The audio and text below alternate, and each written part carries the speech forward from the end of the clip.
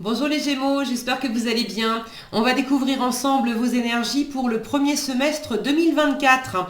Alors comme pour les autres tirages, je vous rappelle que c'est un tirage général, c'est comme une météo. Vous prenez uniquement ce qui résonne pour vous et le reste vous laissez. Pour un complément d'information, vous pouvez également aller voir les vidéos de votre ascendant et des autres signes de votre thème astral. Les jeux qui sont utilisés dans ce tirage sont le Gregory Scott Tarot et l'oracle communiqué avec son ange gardien. Quant à la position des cartes, ici vous avez la vie active. C'est votre vie professionnelle, mais c'est également toutes les activités que vous pouvez avoir dans votre vie personnelle, associative, sportive ou peu importe. Donc votre vie active pour ce premier semestre. Votre vie relationnelle, là aussi c'est général, donc c'est toutes les relations. Relations amoureuses, amicales, familiales, etc. Professionnelles, etc. Votre vie intérieure, donc là c'est votre relation à vous-même, comment vous vous sentez, comment vous vivez les choses dans votre intériorité. La force qui vous soutient, qu'est-ce que l'univers vous amène pendant ce premier semestre, quelles ressources l'univers vous amène, quels défis l'univers vous propose pendant ce premier semestre, le conseil qui vous est donné par le tarot et un message par votre ange gardien. Alors, la tour, l'étoile, le 5 de bâton, la reine de coupe, le magicien et le soleil. Rien que ça, les Gémeaux, vous avez 4 arcanes majeurs sur 6 cartes. La tour, l'étoile, le magicien, le soleil. Donc c'est quand même un tirage qui vous parle aussi du côté existentiel des choses. Là, on vous montre que dans votre vie active, il y a quelque chose qui va vous secouer profondément. Et ça peut être dans le bon sens, d'accord? C'est pas. J'ai de jolies cartes. J'ai de jolies cartes, donc il y a quelque chose effectivement qui vous chahute intérieurement. Je vous en parle après. Mais on vous montre que ce que vous allez vivre pendant ce semestre, c'est vraiment pour vous aider à grandir, à rayonner, à être pleinement vous-même, à vous épanouir, à être pleinement heureux, à avoir de meilleures relations, à vous éclater davantage dans ce que vous entreprenez. Donc, il y a les choses dans la matière, les activités, les relations, mais il y a vraiment à quel point ça vous impacte profondément. Et là, on me montre que ça a un impact vraiment fort sur vous. Donc votre vie active, la tour, il y a quelque chose qui vous chamboule. Alors pour certains dans votre vie active, c'est un changement radical, un changement brutal. Est-ce que c'est une activité qui s'arrête? Est-ce que c'est un changement d'activité, changement de travail, une activité que vous aviez que vous faites plus, que vous pouvez plus faire ou que vous voulez plus faire? Mais il y a un côté assez rapide avec la tour. Faut pas avoir peur de la tour. Le bon côté de la tour, c'est que il y a une forme de libération. Tout ce qui était trop raide, trop rigide, et puis tout ce qui était voué, tout ce qui tenait plus debout, en fait. Bon, bah ça s'écroule, laissons-le s'écrouler, comme ça fait de la place pour autre chose. Ça va être le côté, par exemple, mon job s'arrête, j'avais un CDI, j'avais un CDD, j'avais un CDD, j'espérais qu'on allait me signer un CDI, et puis finalement, on ne me reconduit pas mon CDD, on ne me fait pas de CDI, on ne me reconduit pas mon CDD. Ça me bouleverse profondément, mais en même temps, le bon côté des choses, c'est que c'était un boulot qui était absolument pas fait pour moi. Alors, c'était juste alimentaire, mais je m'enquiquinais comme un rat mort. Donc c'est un mal aussi pour un bien, parce que c'est sûr, ça me déstabilise et ça peut m'inquiéter financièrement, mais si l'univers m'envoie ça, c'est justement pour me permettre d'être pleinement moi-même et de trouver une meilleure voie. Et ça sera quand même plus sympa de trouver un job qui paye, mais qui en plus m'éclate, plutôt que de me retrouver enfermée dans un CDI où pour le coup, c'est une espèce de cage dorée qui se referme sur moi. Donc, il y a ça dans la tour. N'ayez pas peur de cette tour, parce que même si elle vous déstabilise dans un premier temps, il y a un effet très libérateur qui va avec.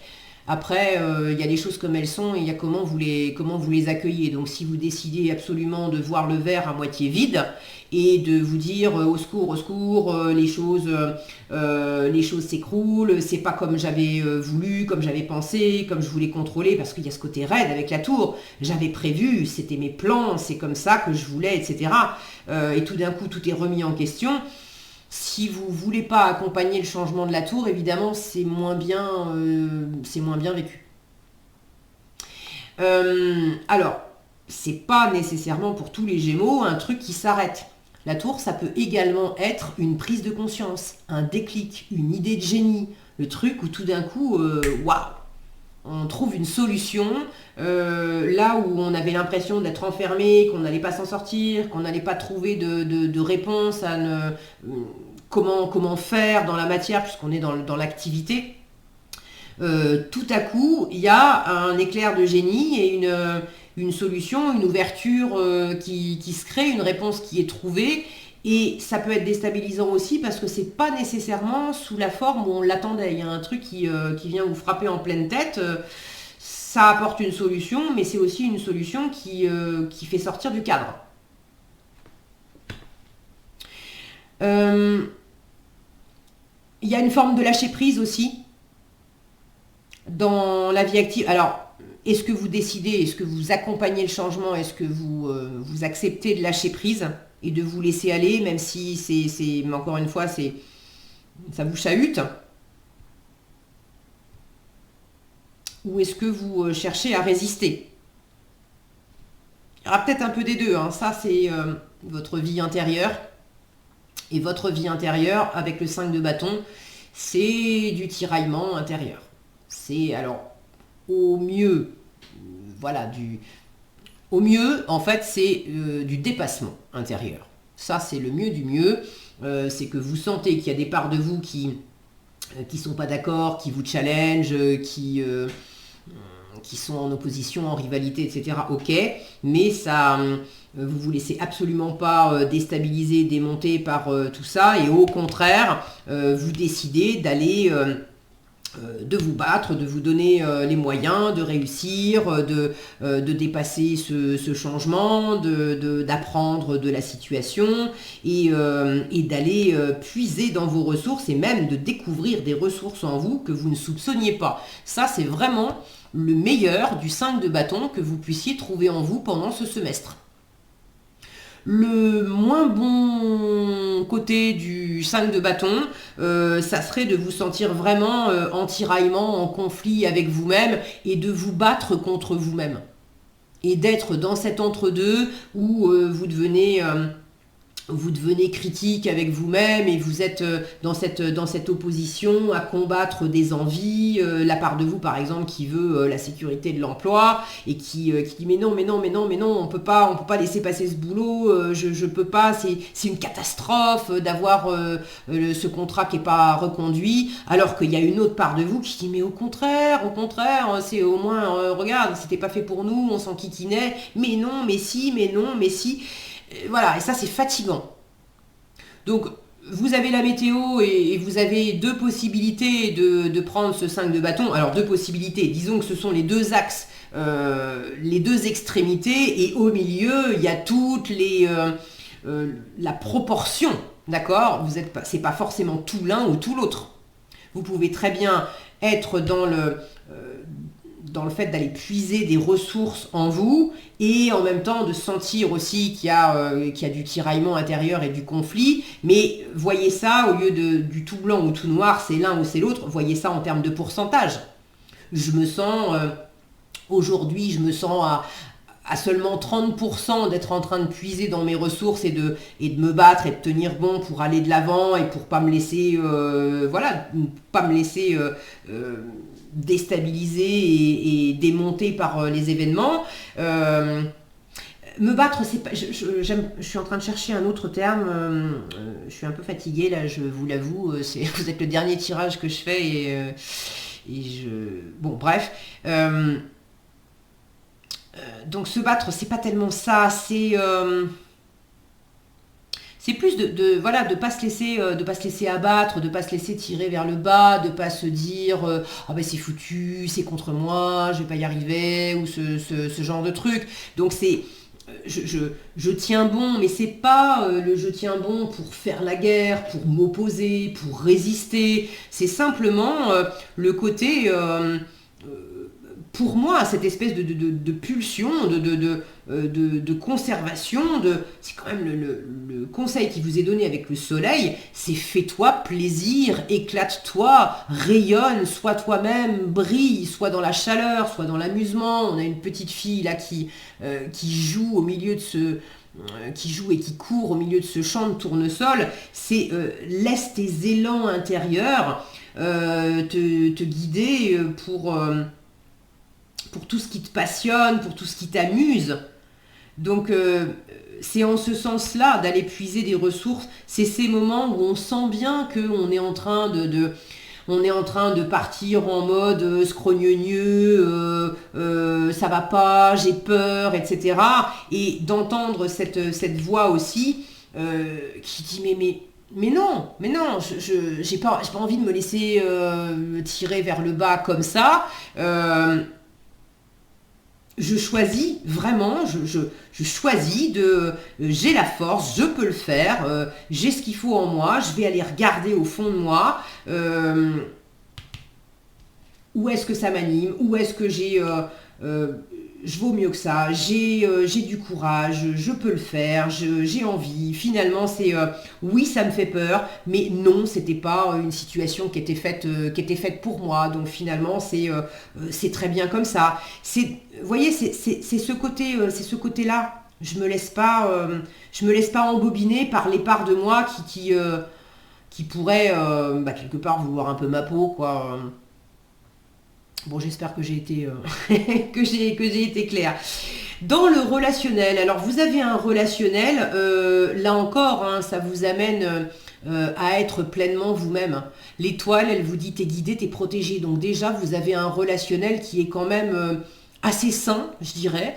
Et il y a au moins une relation qui est importante pour vous et qui au sein de laquelle vous pouvez être pleinement vous-même, au sein de laquelle vous découvrez, vous vous redécouvrez. Il n'y a pas de masque, il n'y a pas de faux semblant, il n'y a pas de... C'est fluide, c'est léger, c'est ressourçant, c'est reposant, c'est toujours reposant hein, de ne pas chercher à convaincre, à faire semblant ou à jouer des rôles. On a juste à être soi et puis c'est tout. Donc la vie relationnelle, elle est quand même reposante, ressourçante, agréable.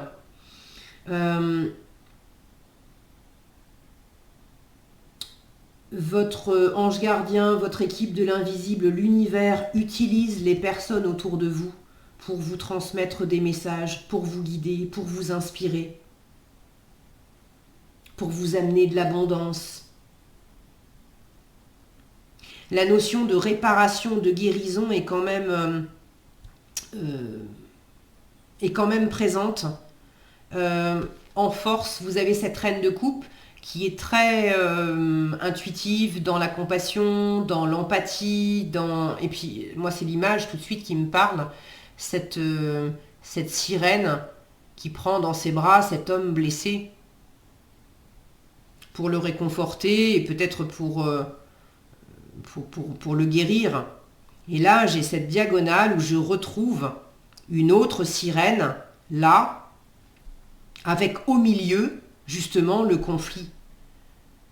Donc, dans le relationnel, grâce à une personne ou grâce aux autres personnes, aux gens qui sont dans votre environnement, il y a un effet miroir pour mieux vous retrouver, pour dépasser des conflits intérieurs, pour vous aider à puiser dans vos ressources, pour vous aider à vous remettre peut-être d'un coup dur dans votre vie professionnelle ou dans votre vie plus matérielle, dans votre vie active en fait.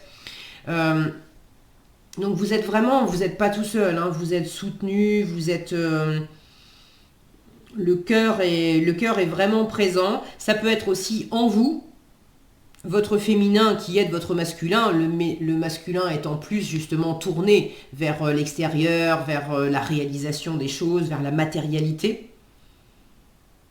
Donc en force, autant vos relations que ce que ça suscite en vous en termes de plaisir et puis en termes de courage que ça peut vous donner, de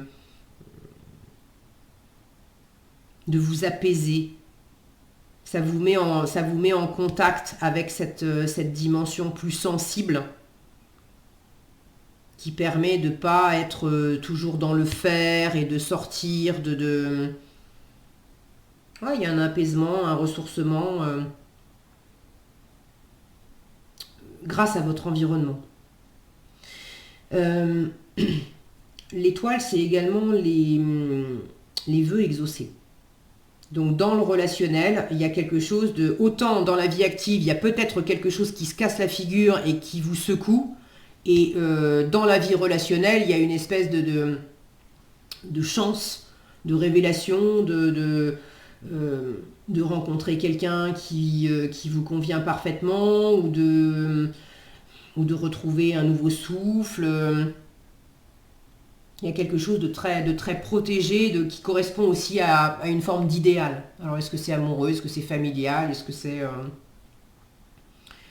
dans un autre domaine, mais en tout cas c'est très agréable à vivre. Le challenge, le magicien. Alors le challenge, c'est quand même de vous lancer. Le magicien, c'est une carte qui dit t'as tout ce qu'il faut en toi pour réussir. Et là encore, il y a un truc en vous, on n'est pas d'accord. Il y a de la compétition intérieure, il y a de la rivalité intérieure, il y a des parts de vous qui disent mais oui c'est fait pour moi et une autre qui dit mais non, je peux pas, je mérite pas. Ça vient vous chercher sur le fait d'initier aussi de la nouveauté. C'est pas facile pour vous, c'est justement le challenge qui vous est proposé par l'univers. Alors c'est en challenge parce que quelque part c'est forcé. Il y a sans doute quelque chose que vous n'auriez pas initié de vous-même si la vie n'avait pas fait que par la force des choses, vous êtes un peu poussé dans cette nouveauté. Mais au final, c'est une bonne chose.